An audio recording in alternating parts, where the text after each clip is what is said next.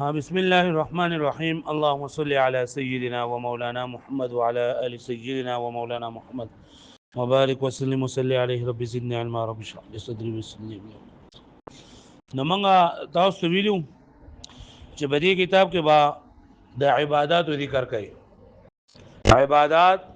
په څلور قسمه باندې دي څلور قسمه عبادتونه دي منځ ده روزه ده زکات ده او حج ده په دې کې د ټول نه اولنې عبادت چې کوم په انسان باندې لازمی دی ډېر زیات هغه مونږ دی مونږ که لازمی دی چې پیغمبر صلی الله علیه وسلم فرمایي اول ما يحاسب به العبد يوم القيامه الصلاه چې د قیامت پر ورځ باندې بد بندنه په حقوق الله کې د ټول نه اول د پوس د مانځه مبارک کیږي کله مونږ برابر راوته جنور اعمال به برابر وي کومځ خراب راوته نور اعمال به خراب وي دا شان د پیغمبر صلی الله علیه وسلم فرمایي د بندا او د کفر په منځ کې د مسلمان او د کفر په منځ کې فرق راوستون کې څه چې نه هغه صرف مونږ نه مونږ د الله تعالی د خزانو نه د غوښتو ذریعہ ده مونږ الله تعالی د معراج په شپه باندې د نبوت په لسم کال باندې په 27 رجب باندې فرض کړو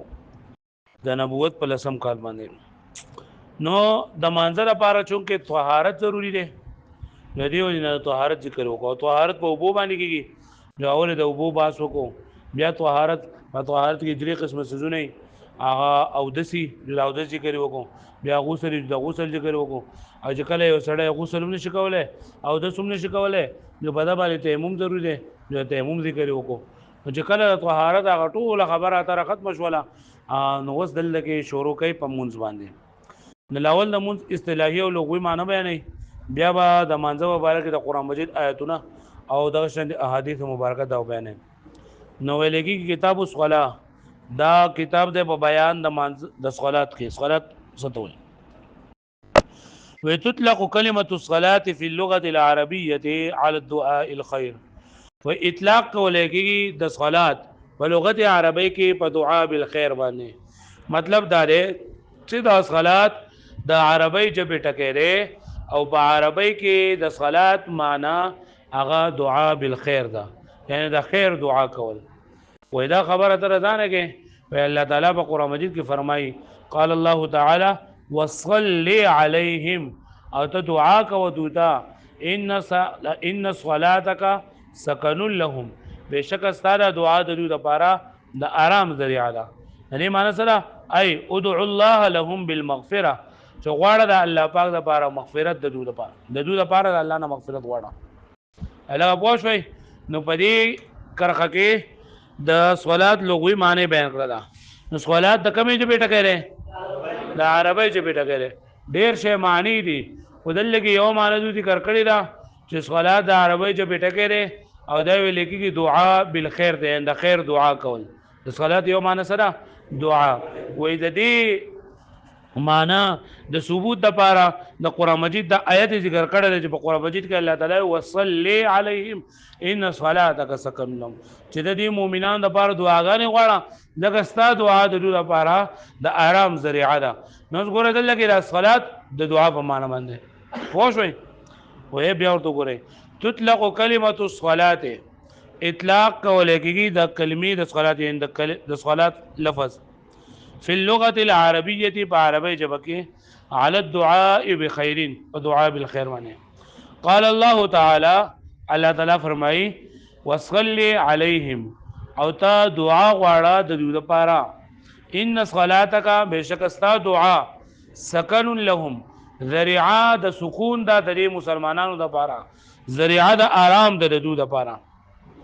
د دې وصلی علیه معنی وکړه په عربی کې ای ادعو الله لهم بالمغفره غواړه د الله نه د دوی لپاره مغفرت بخنه دا خو د دې اصطلاحي معنی ده دا لغوي معنی ده اصطلاحي معنی دا منز عبارت منز نوم ده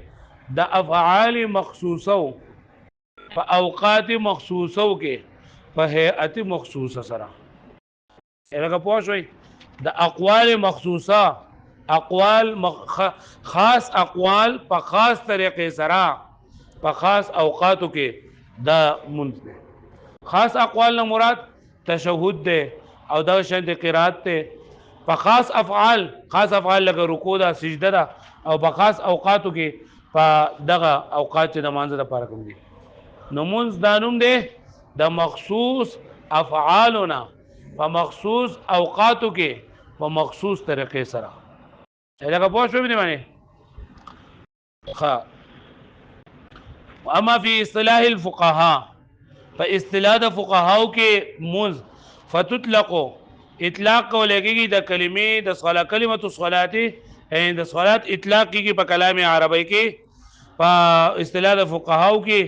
على اقوال وافعال مخصوصه فاقوال مخصوصه او افعال مخصوصه معنی اقوال مخصوصه خاص اقوال چې د جبه سره تعلق وي لکه قرات تشهود او تسبیحات دا او افعال لکه قیام نه رکوع دا سجده دا تفتح بالتکبیر چې دا منځ با کولا وهله کیږي د دې شروع به کولای کیږي په تکبیر تحریم سره په الله اکبر سره وتختم بالتسلیم او دا به ختمول کیږي په تسلیم سره په السلام علیکم ورحمت الله دغه پوه شو به باندې وسه د دې وجه تسمیه سره وجه تسمیه مطلب دا دی چې د صلات معنی غوتا وکړه چې صلات په عربی کې بیٹکه او په عربی کې د صلات معنی د دعا او په اصطلاح د فقهاو کې اقوال مخصوصه په اوقات مخصوصه کې په طریقې مخصوصه په هيئت مخصوصه سره نو د دې خدای مانځ سره څه تعلق دی د صلات ته صلات ولي وي نو صلات ته صلات څه کوي چې دا هم چونکې په دعا باندې مشتمل دی دا موږ په سبا باندې مشتمل دی په دعا باندې او دعا د عربی کې صلات وای جزء کدی ته چې دا صلات وای موږ په دعا باندې څنګه شامل لګا موږ اهدنا الصراط المستقيم یا الله تمنګ روان کې باندې غلا روان دي اللهم ربنا آتنا یا الله موږ له دنیا او د آخرت خوشالۍ نه راکې وایي نو دا موږ هم پدې کې چې دعا شامل ده دعا باندې مشتمل دی دعا د الله پاک نه غوښتل الله پاک را بلل نو سمیت الصلاه منوم ورکړل شوی دی د صلات لانها تشتمل على الدعاء زکه د صلات مشتمل دی په دعا باندې یو خدا ده ویم ولانه الجزء الغالب فيها او بل چې د دعا هغه جزء غالب دی پرېږي یعنی مطلب دا کنه چې هغه جز کم چې غلبه کړی دا زورور دی په دې باندې اطلاقا لاسم الجزء على الكل ويدل کې نو اطلاق شوی دی د جز په کل باندې یو جز یو کل وی یو جز یو کلی مطلب ګوره انسان د سر نه والا د خپو پورې دا کل دی او د سترګې د جز دی پوزه د جز دی او خېټه د جز دی لاسونه د جز دی وې انساني کنه دا غټه پوزه نو موږ هغه ته ویل که پوزه دی خوا راشه نو پوزه خو د ټول وجود خو پوزه نه نه پوه شوئ خو دلته کې اسم د کل را د جز نوم ورکړی شو یا لکه د یو کس غوږونه غټي موږ ورته غوږو دی خوا راشه نو غوږو خو د ټولو کسانو غوږونه او دا وخت د دې انسان د وجود یو حصه ده او دا انسان خو ټول غوږ نه دی که نه دا خو نور ده نه خو دې کل د جز نوم ورکړلی شو کل د جز نوم ورکړلی شو نو دغه شان ګوره په مانځه کې ډېر شی څیزونه دي په مانځه کې رکوع هم ده په مانځه کې سجده هم ده په مانځه کې دعاګانې هم دي په مانځه کې قرات هم دی خو لکه دقې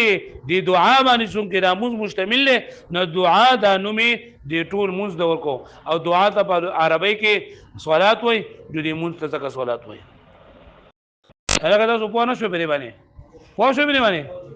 نو سمیت الصلاه دې د نوم ورکړی شوی د صلات ولې لانها تشتمل على الدعاء ځکه چې دا مشتمل دی د مونځ په څه باندې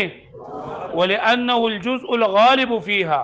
او دا جزء غالب دی پرېږي لکه څنګه چې ما تا ته ووایې چې انسان غوږونه غټ دي نو دا غوږونه پکې پرې جسم کې لکه غالب دي پرې نور جسم باندې نو نور جسم هم دی خو دا غوږونه غټ دي ځکه ورته خلک غوږو وایي پوزه یې غټه ده خلک ورته پوزه وایي پوه شوې مې باندې ولانه دویم دا چې دا دعا الجزء الغالب فيها غالب جز دی پرې مانځه کې پرې صلات کې اطلاقا لاسم الجزء على الكل چې دلته کې اطلاق کړل شوی دی د اسم د جز د نوم د جز په کل باندې یعنی د جز لرا د کل نوم ورکړل شوی دی لکه پوه دی کله د جز نوم ورکړل شوی دی کله د جز نوم ورکړل شوی دی لکه پوه شو بلی باندې کله د سر نوم ورکړل شوی دی